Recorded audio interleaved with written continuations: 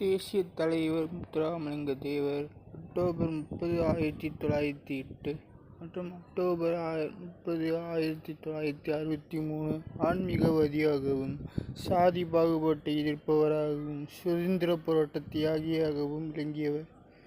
நேதாஜி சுபாஷ் சந்திர போஸ் தலைமையில் பிரித்தானிய அரசை எதிர்த்த முதல் இந்திய தேசிய இராணுவத்திற்கு தமிழகத்திலிருந்து பெரும் படையை திரட்டி அனுப்பிய பெருமை இவரை சாரும்.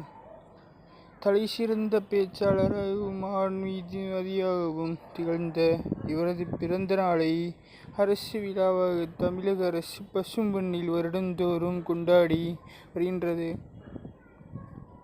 பசும்பொன்னில் 3 நாட்கள் கோலாகலமாக நடக்கும் தேவர் குரு பூஜை விழாவில் தமிழகத்தின் பல்வேறு பகுதிகளிலிருந்தும் லட்சக்கணக்கான மக்கள் கலந்து கொண்டு பால் குடம் எடுத்தல், அலகு குத்துதல், முளைப்பாரி செலுத்துதல், முடிக்காணிக்கை செலுத்துதல், பொங்கல் வைத்தல், தீச்சட்டி செலுத்துதல், அபிஷேகம் செய்தல் ஆகிய செயல்களின் மூலம் இவரை வணங்குகின்றனர். மேலும் பல்வேறு அரசியல் கட்சிகளின் தலைவர்களும் அமைச்சர்களும் வருடந்தோறும் கலந்து கொண்டு வணங்குகின்றனர். பசும்பொன் முத்துராமலிங்க தேவர் என்றும் அறியப்பட்ட இவர் அகில இந்திய பார்வர்டு பிளாக் கட்சியின் தமிழக தலைவராகவும் தேசிய துணைத் தலைவராகவும் இருந்தார். இக்கட்சி நேதாஜி தேவருடன் இணைந்து தொடங்கியதாகும். இவர் 3 முறை இக்கட்சி சார்பாக இந்திய பாராளுமன்ற தேர்தலில் போட்டியிட்டு வெற்றி பெற்றுள்ளார். 1957ஆம் ஆண்டு தேசிய பாதுகாப்பு சட்டத்தின்படி ஒரு நாடாளுமன்ற உறுப்பினரான இவரை மதுரையில் காவல்துறை கைது செய்தது. 2 வாரங்களுக்கு பிறகு கொலை வழக்கில் முதல் குற்றவாளியாக இவர் சேர்க்கப்பட்டு, பின்னர் இந்த கொலைக்கும் இவருக்கும் தொடர்பு இருக்குமா என்று சந்தேகிக்க கூட முடியாத அளவிற்கு என்று நீதிமன்றத்தால் விடுதலை செய்யப்பட்டார்.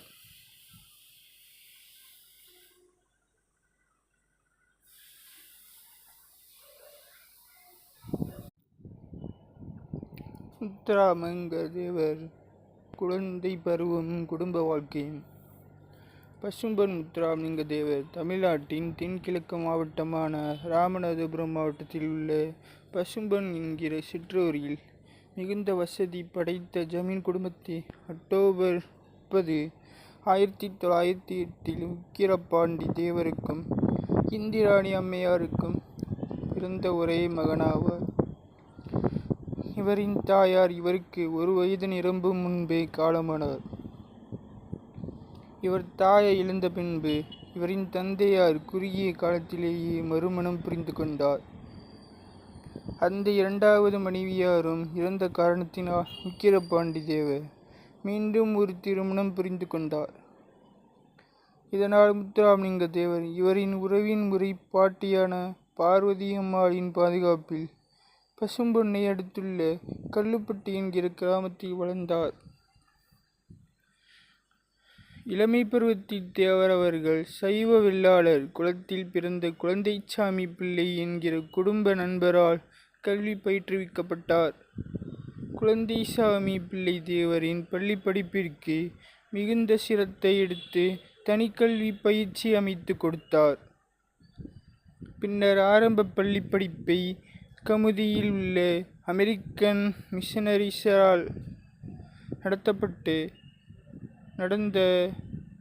அந்த பள்ளியில் முடித்தார். பின்னர் தேவர் திருப்பரங்குன்றம் அருகில் உள்ள பசுமலை மேல்நிலைப் பள்ளியில் சேர்ந்து படித்தார். பின்னர் மதுரையில் உள்ள யூனியன் கிறிஸ்டியன் மேல்நிலைப் பள்ளியில் சேர்ந்து பள்ளி படிப்பை முடித்தார்.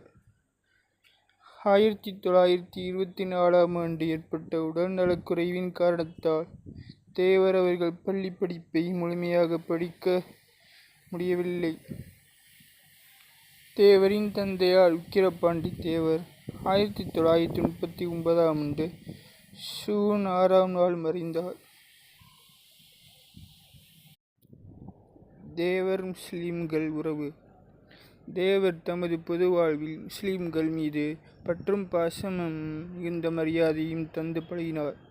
தேவரை பெற்றெடுத்த தாய் இறந்துவிடவே ஆயிஷா பிவி அம்மாள் என்ற முஸ்லிம் பெண்மணியிடம் பாலை குடித்து வளர்ந்தார்.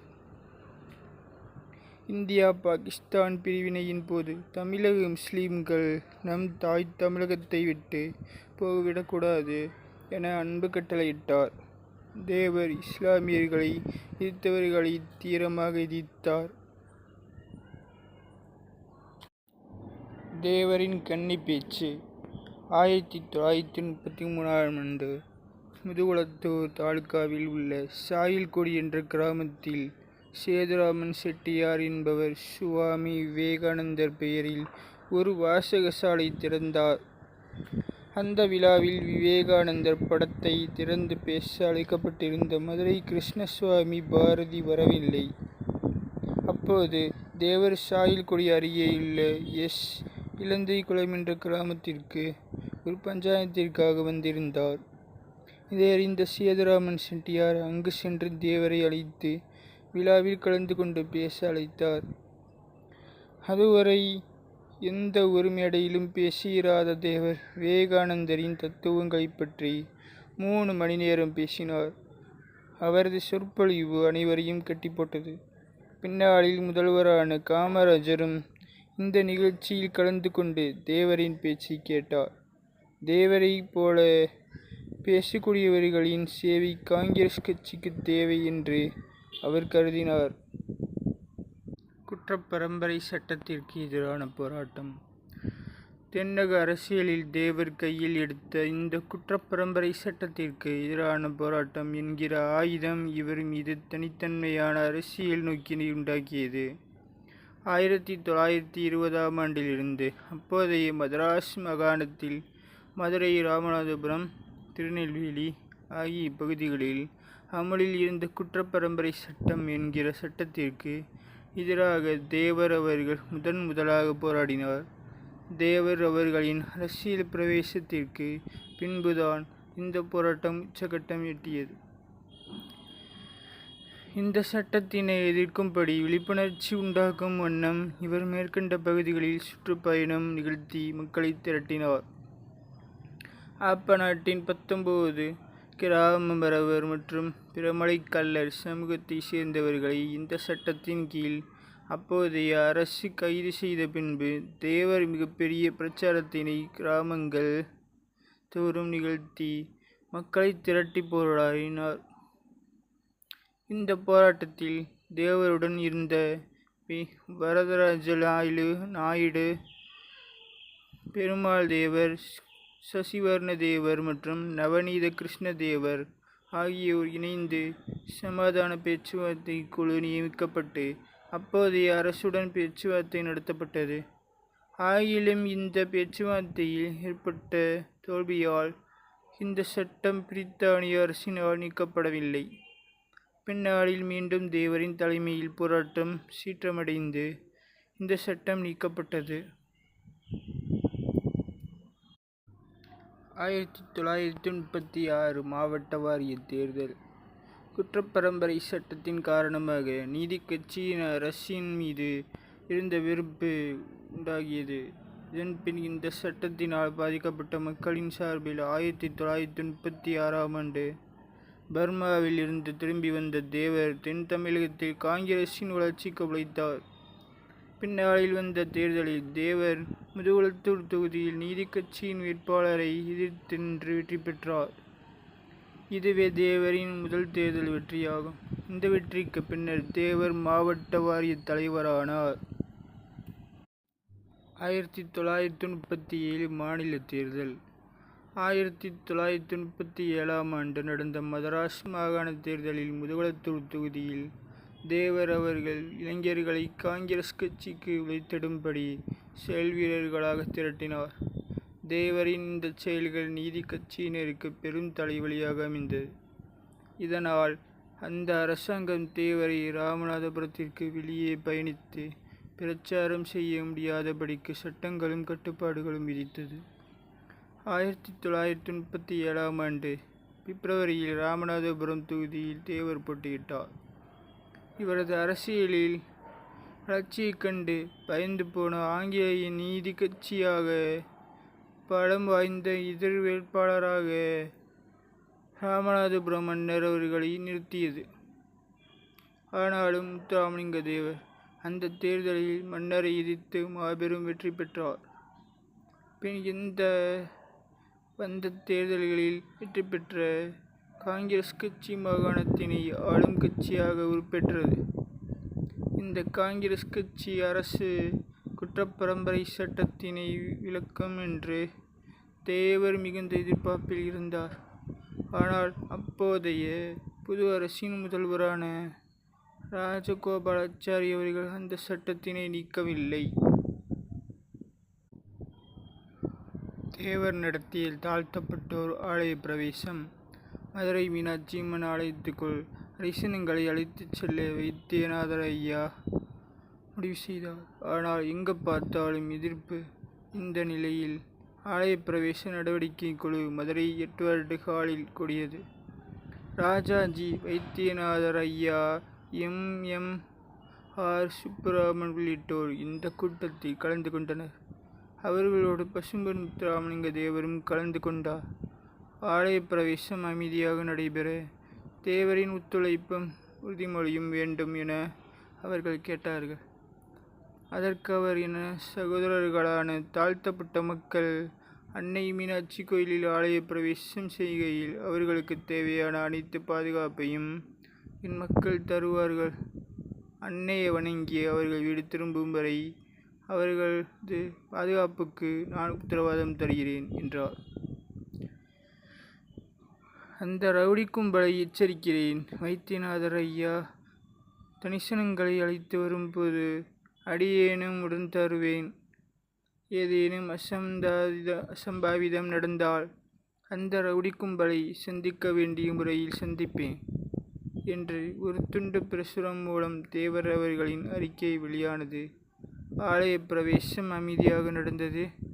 8/7/1939 காலை 10 மணிக்கு கக்கன் முருகானந்தம், பூவலிங்கம், சின்னையா, அரிசன தேவாலய ஊழியர் முத்து என 5 அரிசன சமூகத்தினரும் சேர்ந்து வைத்தியநாதர் ஐயாவுடன் ஆலயத்தில் நுழைந்து அம்மனை வணங்கினார். தொழிலாளர்களின் தோழனாக தேவர். 1930களில் தேவர் அவர்கள் தொழிலாளர்களின் நலனில் அக்கறை செலுத்தினார். பசுமலையில் மகாலட்சுமி ஆலை தொழிலாளர் நலன் கூட்டமைப்பை உருவாக்கி தேவரை தலைமையேற்று நடத்தினார். மகாலட்சுமி ஆலை தொழிலாளர்கள் சங்கமும் மதுரா பின்னலாடை ஆலை தொழிலாளர் சங்கமும் இணைந்து நடத்திய போராட்டத்தினை தேவர் தலைமை தாங்கி நடத்தினார். பணி நீக்கம் செய்யப்பட்ட தொழிலாளர்களை மீள்பணியில் அமர்த்தும் போராட்டத்தில் தேவர் 1938ஆம் ஆண்டு அக்டோபர் 15ஆம் நாள் கைது செய்யப்பட்டு சிறை சென்றார். இந்த போராட்டங்களை வெற்றியும் பெற்றார். பின்னர் 1945ஆம் ஆண்டு மதுரை டிவிஎஸ் தொழிலாளர் சங்க தலைமை பொறுப்பையும் ஏற்றார். திரிபுரி காங்கிரஸ் மாநாடும் பார்வர்டு பிளாக்கின் வளர்ச்சியும்.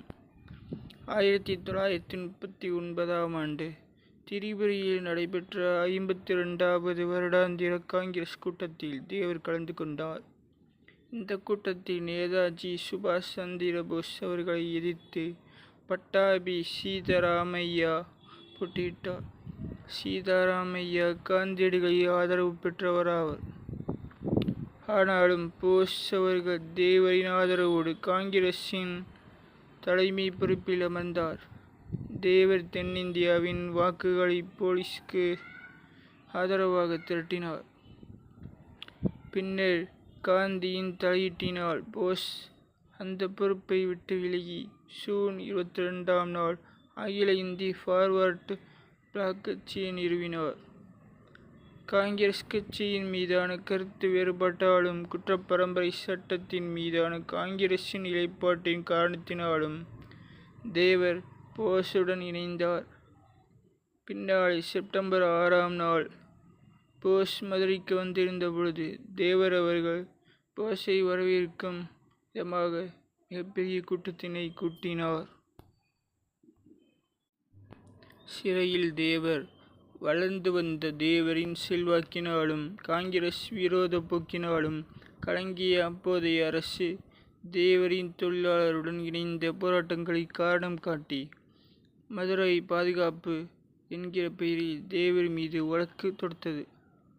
இந்த வழக்கின் மூலம் தேவர் மதுரையை விட்டு வெளியேற முடியாதபடிக்கு தடுக்க நினைத்தது.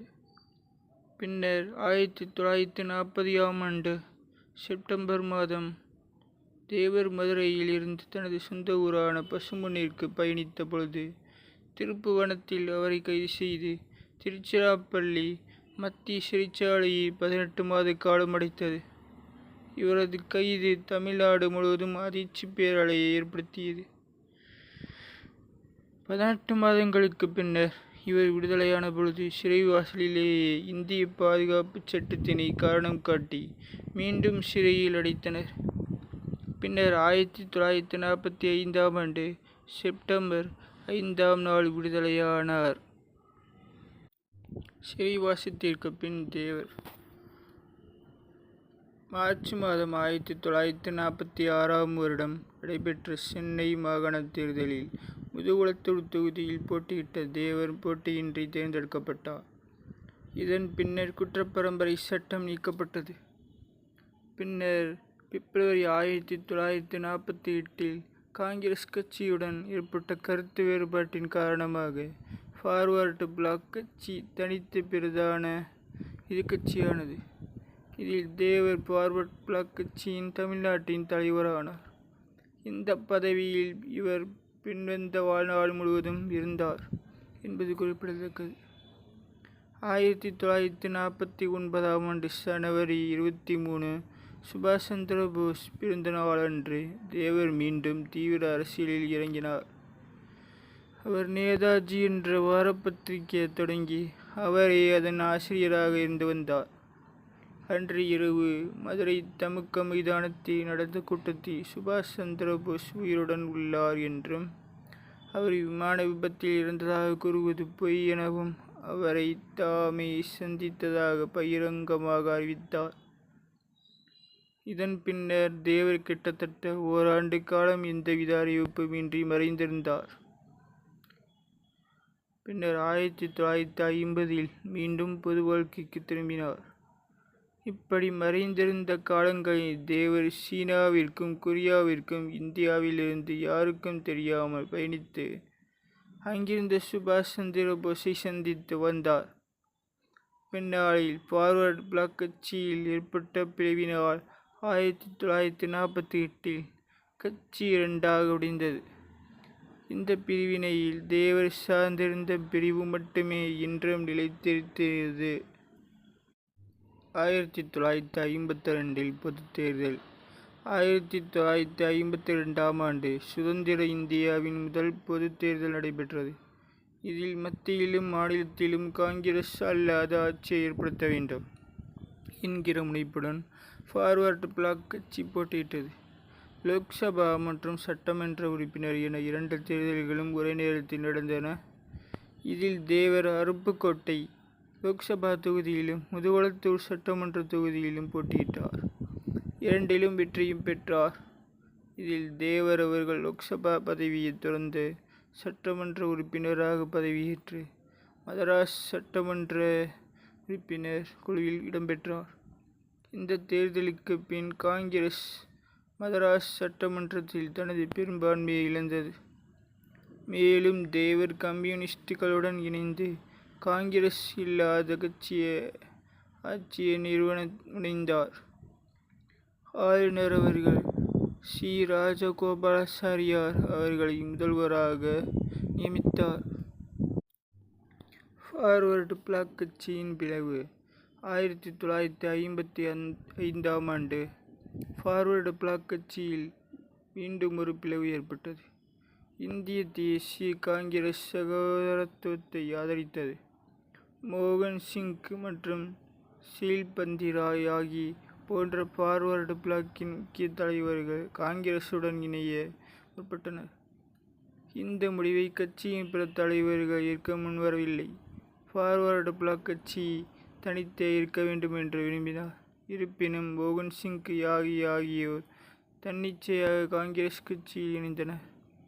இந்த தருணத்தை 1955ஆம் ஆண்டு மே மாதம் 11 முதல் 15 தேதிகளில் பார்வர்டு பிளாக் கட்சியின் நிர்வாகிகள் கூட்டம் நாக்பூரில் நடந்தது. இதை சிங் யாகி ஆதரவாளர்கள் புறக்கணித்தனர். இதில் ஹேமந்த் குமார் போஸ் அவர்கள் பார்வர்டு பிளாக் கட்சியின் தலைவராக தேர்ந்தெடுக்கப்பட்டார். மேலும் கண்டுல்கர் பொதுச் செயலாளராகவும் தேவர் அவர்கள் துணைத் தலைவராகவும் தேர்ந்தெடுக்கப்பட்டனர். இந்த பதவியில் தேவர் அவர்கள் இறக்கும் வரை இருந்தார் என்பது குறிப்பிடத்தக்கது.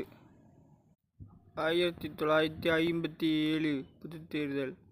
1955ஆம் ஆண்டு தேவர் அவர்கள் பர்மா வாழ் தமிழ் மக்களின் அழைப்பை ஏற்று 2ஆம் முறையாக பர்மா சென்றார். அங்கு பர்மா வாழ் தமிழர்கள் ஏற்பாடு செய்திருந்த பல்வேறு அரசியல் மற்றும் ஆன்மீக நிகழ்ச்சிகளில் பங்கேற்றார். அங்கு அவருக்கு சிறப்பான வரவேற்பு அளிக்கப்பட்டது. பின்பு 1956ஆம் ஆண்டு பிப்ரவரி மாதம் 18ஆம் நாள் பொதுத் தேர்தலை சந்திப்பதற்காக தாயகம் திரும்பினார். காங்கிரஸ் இல்லாத ஆட்சி அமைக்கும் பொருட்டு பார்வர்டு பிளாக் கட்சி உழைத்து கொண்டிருந்த வேளையில் மெட்ராஸ் மாநிலத்தில் புது பரிணாமமாக காங்கிரஸ் கட்சி இரண்டாக உடைந்தது. ஸ்ரீ ராஜகோபாலாச்சாரி அவர்களின் தலைமையில் காங்கிரஸ் ரீஃபார்ம் கமிட்டி என்கிற பிரிவில் காங்கிரஸ் உடைந்தது. தேவர் இந்த முறை தனது முன்னாள் அரசியல் எதிரியான ஸ்ரீ ராஜகோபாலாச்சாரி அவர்களுடன் அமைதியை பேணினார். இதன் காரணமாக பார்வர்டு பிளாக் கட்சியும் காங்கிரஸ் ரீஃபார்ம் கமிட்டி கட்சியினரும் காமராஜர் தலைமையிலான காங்கிரஸ் கட்சியை தோற்கடிக்க தேர்தலில் இணைந்து பணியாற்றினார். இந்த தேர்தலிலும் தேவர் அருப்புக்கோட்டை தொகுதியில் லோக்சபா உறுப்பினருக்கும் முதுகுளத்தூர் தொகுதியில் சட்டமன்ற உறுப்பினருக்கும் போட்டியிட்டார். இந்த முறையும் இரு தொகுதிகளிலும் வென்றார். இந்த முறை தேவர் சட்டமன்ற உறுப்பினர் பதவியை துறந்தார். ராமநாதபுரம் கலவரம். தேவர் முதுகுளத்தூர் தொகுதியின் சட்டமன்ற உறுப்பினர் பதவியை ராஜினாமா செய்த காரணத்தினால் இந்த தொகுதிக்கு 1957ஆம் ஆண்டு ஜூலை 1ஆம் நாள் அன்று இடைத்தேர்தல் நடத்தப்பட்டது. இதில் தேவரின் ஆதரவு பெற்ற பார்வர்டு பிளாக் கட்சி வேட்பாளர் சசிவர்ண தேவர் வெற்றி பெற்றார். இந்த தேர்தல் முடிவு அறிவிப்பு நேரங்களில் ராமநாதபுரம் மற்றும் அதனை சுற்றிய பகுதிகளில் பதற்றம் நிலவியது. இது பின்னர் கலவரமாக வெடித்தது. பார்வர்டு பிளாக் கட்சிக்கு அநேக ஆதரவளித்து வந்த மறவர் இனத்தவர்களும் காங்கிரஸ் கட்சிக்கு ஆதரவளித்து வந்த தலித் இனத்தவர்களும் பெருமளவில் மோதிக்கொண்டனர். இந்த கலவரம் ராமநாதபுரத்தை சுற்றியுள்ள கிராம பகுதிகளுக்கும் வேகமாக பரவியது. இதில் பலர் கொல்லப்பட்டனர். ஆயிரக்கணக்கான வீடுகள் தீக்கிரையாக்கப்பட்டன. இந்த கலவர நேரத்தில் லோக்சபா கூட்டத்தொடரில் கலந்து கொள்வதற்காக ஜூலை 17ஆம் நாள் டெல்லி சென்றிருந்த தேவர் அவர்கள் செப்டம்பர் 9ஆம் நாள் திரும்பவும் தென்னகம் வந்தார். செப்டம்பர் 10ஆம் நாள் நடந்த அமைதி பேச்சுவார்த்தை கூட்டத்தில் சசிவர்ண தேவர் மற்றும் வேலு குடும்பனுடன் பார்வர்டு பிளாக் கட்சியை சேர்ந்த தேவேந்திரர் குல சமூகத்தினை சார்ந்த தலைவர் முத்துராமலிங்க தேவரும் கலந்து கொண்டார். காங்கிரஸ் சார்பில் 6 தலித் தலைவர்களும் மேலும் பல நாடார் சமூக தலைவர்களும் கலந்து கொண்டனர். இந்த கூட்டத்தில் அனைத்து சமூகத்தவரும் இணக்கமாக வாழ்வதென்று முடிவு செய்யப்பட்டு கூட்டம் கலைந்தது. கூட்டத்தில் தேவேந்திர குலவேளாள் என்ற பல்லர் சமுதாய மக்களின் பிரதிநிதித்துவம் குறித்து இம்மானுவேல் சேகரனுக்கும் தேவருக்கும் இடையே வாக்குவாதம் ஏற்பட்டது. அப்போது தேவர் தேவேந்திரர் குலம் சார்பில் கலந்து கொண்ட இம்மானுவேல் என்பவரின் பிரதிநிதித்துவம் குறித்து கேள்வி எழுப்பினார். இதனால் அமைதி அறிக்கையில் அவருடன் கையொப்பமிட முடியாது என்று தெரிவித்தார். இதனால் தனித்தனி அறிக்கைகளில் கையெழுத்து பெறப்பட்டு பேச்சுவார்த்தை முடிவுக்கு வந்தது. மறுநாள் பரமக்குடியில் இம்மானுவேல் சேகரன் கொல்லப்பட்டார். இந்த அரசியல் படுகொலை நிகழ்வு சில தினங்களில் சாதி சண்டையாக உருவெடுத்து தென் மாவட்டங்கள் சாதி கலவரத்தை பற்றி எரிந்தன. கலவரம் காவல்துறை மூலம் கட்டுக்குள் அடக்கப்பட்டு சிறிது நாளை செப்டம்பர் 28ஆம் நாள் தேவர் அவர்கள் பாதுகாப்பு சட்டத்தின் பெயரில் கைது செய்யப்பட்டு திருச்சிராப்பள்ளி மத்திய சிறையில் அடைக்கப்பட்டார். பின்னர் இந்த பாதுகாப்பு சட்ட வழக்கு இம்மானுவேல் சேகரன் கொலையில் தேவர் சதி திட்டம் தீட்டியதாக குற்றம் சாட்டப்பட்டு கொலை வழக்காக மாற்றப்பட்டது. பின்னர் புதுக்கோட்டை நீதிமன்றத்தில் இந்த வழக்காடப்பட்டது. பார்வர்டு பிளாக் கட்சி தேவர் மீதான இந்த வழக்கு அரசியல் காழ்ப்புணர்ச்சி காரணமாக தேவர் மீது போடப்பட்டது என்று கண்டனம் தெரிவித்திருந்தது. பின்னர் இந்த வழக்கின் முடிவில் தேவர் குற்றமற்றவர், நிரபராதி என்று இந்த வழக்கிலிருந்து ஜனவரி 1959 விடுக்கப்பட்டார். இறுதி நாட்கள். வழக்கிலிருந்து விடுபட்ட தேவர் அவர்கள் 1959ஆம் ஆண்டு நடைபெற்ற மதுரை நகராட்சி தேர்தலில் மும்முரமானார். இது கம்யூனிஸ்டுகள், இந்திய தேசிய குடியரசு காங்கிரஸ், INDC முன்னாளில் காங்கிரஸ் ஃபார்ம் கமிட்டி ஆகிய கட்சிகளுடன் இணைந்து ஃபார்வர்டு பிளாக் கட்சி போட்டியிட்டது. இந்த தேர்தலின் பொழுதுதான் திராவிட முன்னேற்றக் கழகம் உருவானது. இதில் தேவரின் கூட்டு கட்சிகள் வெற்றி வகை சூடின. இதுவே தமிழகத்தில் காங்கிரஸ் முதல் வீழ்ச்சியாகும். தொடர்ந்து வந்த தேர்தல்களில் தேவர் அவர்கள் உழைத்ததன் காரணமாகவும் உடல் நலக்குறைவின் காரணமாகவும் பொது வாழ்க்கையில் இருந்து சிறிது காலம் விலகி இருக்க நேர்ந்தது. பின்னர் 1962இல் மீண்டும் லோக்சபா தேர்தலுக்கு இவர் முன்னிறுத்தப்பட்டார். இந்த தேர்தல் பிரச்சாரத்தில் தேவர் ஒரே ஒரு பிரச்சார மேடையில் மட்டுமே தோன்றினார். இவருடன் சி. ராஜகோபாலாச்சாரியார் அவர்களும் இணைந்து தோன்றிய கடைசி பிரச்சார மேடை இதுவே ஆகும். தேவர் மீண்டும் இந்த தேர்தலில் வெற்றி பெற்ற பின்பு உடல்நலக்குறைவின் காரணமாக அப்போது நடைபெற்ற கூட்டத்தொடரில் பங்கேற்க டெல்லி செல்ல முடியவில்லை. உடல்நிலை பாதிக்கப்பட்டு இருந்த பசும்பொன் முத்துராமலிங்க தேவர் 1963ஆம் ஆண்டு அக்டோபர் 29ஆம் தேதி அதிகாலை 5 மணியளவில் மரணமடைந்தார். அவரது உடல் மறுநாள், அதாவது அக்டோபர் 30ஆம் தேதி பசும்பொன்னில் வள்ளலாரின் முறைப்படி பூஜை நடத்தி அமர்ந்த நிலையில் அடக்கம் செய்யப்பட்டார்.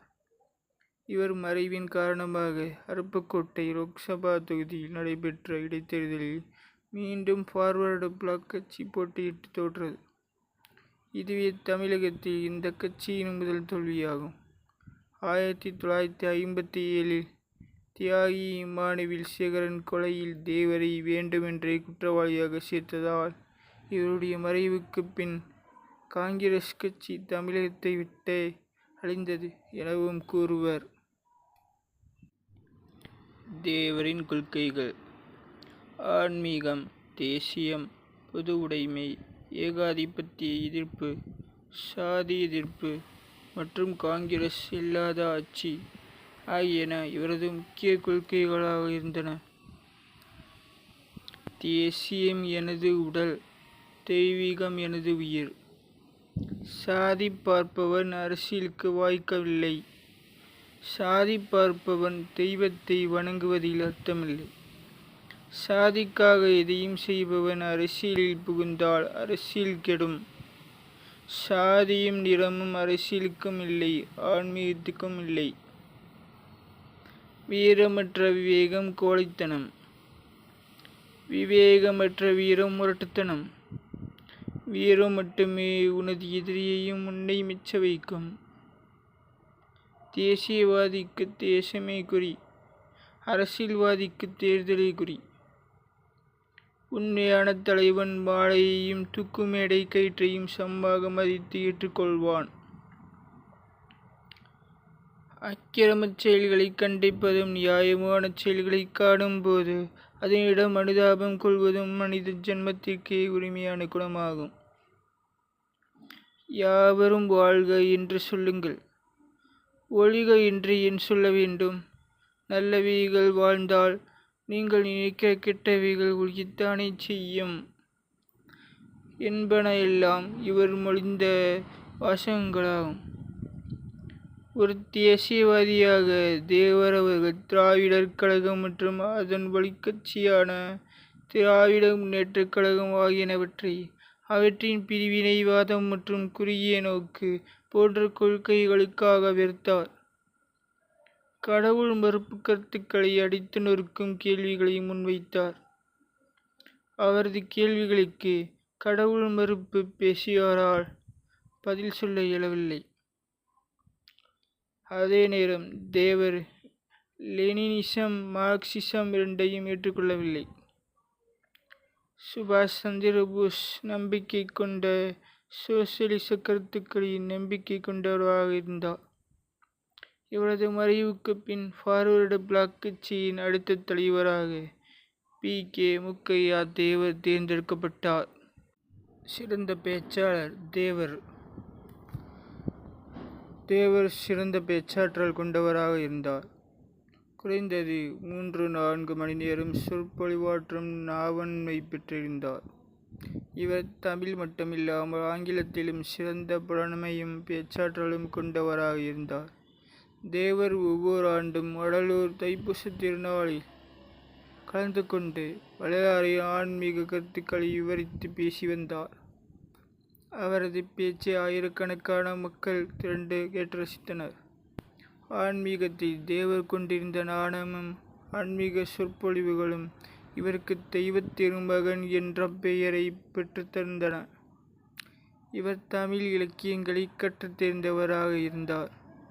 இவரது சொற்பொழிவுகளில் தமிழ் பாடல்களின் மேற்கோள்கள் இடம்பெற்று வந்தன. தேவரின் குருபூஜை. தேவரின் நினைவாகவும் அவரை போற்றும் வகையிலும் தமிழக அரசாலும் தேவரின் பக்தர்களாலும் தேவர் குருபூஜை சிறப்பாக கொண்டாடப்பட்டு வருகிறது. தேவர் பிறந்ததும் இறந்ததும் ஒரே நாளான அக்டோபர் 30 ஆகும். எனவே தேவர் ஜெயந்தியும் குருபூஜையும் ஒரே நாளில் கொண்டாடப்படுகின்றன. பசும்பொன்னில் 3 நாட்கள் கோலாகலமாக நடக்கும் தேவர் குருபூஜை விழாவில் தமிழகத்தின் பல்வேறு பகுதிகளில் இருந்தும் லட்சக்கணக்கான மக்கள் கலந்து கொண்டு பால்குடம் எடுத்தல், அளவு குத்துதல், முளைப்பாரி செலுத்துதல், முடிக்காணிக்கை செலுத்துதல், பொங்கல் வைத்தல், தீச்சட்டி செலுத்துதல், ஜோதி ஏற்றி வந்து அபிஷேகம் செய்தல் ஆகிய செயல்களின் மூலம் தேவரை வணங்குகின்றனர். பல்வேறு அரசியல் கட்சிகளின் தலைவர்களும் தமிழக அமைச்சர்களும் கலந்து கொண்டு தேவரை வணங்குகின்றனர். தேவர் குருபூஜை என்று பசும்பொன்னில் உள்ள தேவர் ஆலயத்தினுள் தங்க கவசம் பூட்டப்பட்ட தேவரது சிலைக்கு மாலை அணிவித்தும் அபிஷேகம் செய்தும் பக்தர்கள் வணங்குகின்றனர். பசும்பொன் தவிர தமிழகத்தின் பல்வேறு பகுதிகளிலும் குறிப்பாக தென் மாவட்டங்களான தேனி, மதுரை, திண்டுக்கல், சிவகங்கை, விருதுநகர், தூத்துக்குடி, திருநெல்வேலி, கன்னியாகுமரி ஆகிய மாவட்டங்கள் முழுதும் மேலும் தலைநகர் சென்னையிலும் தேவர் குருபூஜை நாளன்று கொண்டாட்டங்கள் சிறப்பாக நடைபெறுகின்றன. 1995ஆம் ஆண்டு மத்திய அரசு தேவரை கௌரவிக்கும் வகையில் அஞ்சல் தலை வெளியிட்டது. தேவர் சிலைக்கு தங்க கவசம். தமிழக முதல்வர் ஜெயலலிதா 2010ஆம் ஆண்டு தேர்தல் பிரச்சாரத்தில் முத்துராமலிங்க தேவர் சிலைக்கு தங்க காப்பு அளிக்கப்படும் என்று அறிவித்தார். இதன் அடிப்படையில் 9 பிப்ரவரி 2014 அன்று 13 கிலோ எடை கொண்ட தங்க காப்பு அணிவித்தார். இந்த மாதிரி வீடியோஸ் பார்க்கணும்னா நம்ம சேனல் சப்ஸ்கிரைப் பண்ணுங்கள். பிடிச்சிருந்தால் லைக்ஸ் பண்ணுங்கள், ஷேர் பண்ணுங்கள், கமெண்ட் பண்ணுங்கள். Okay, thank you guys.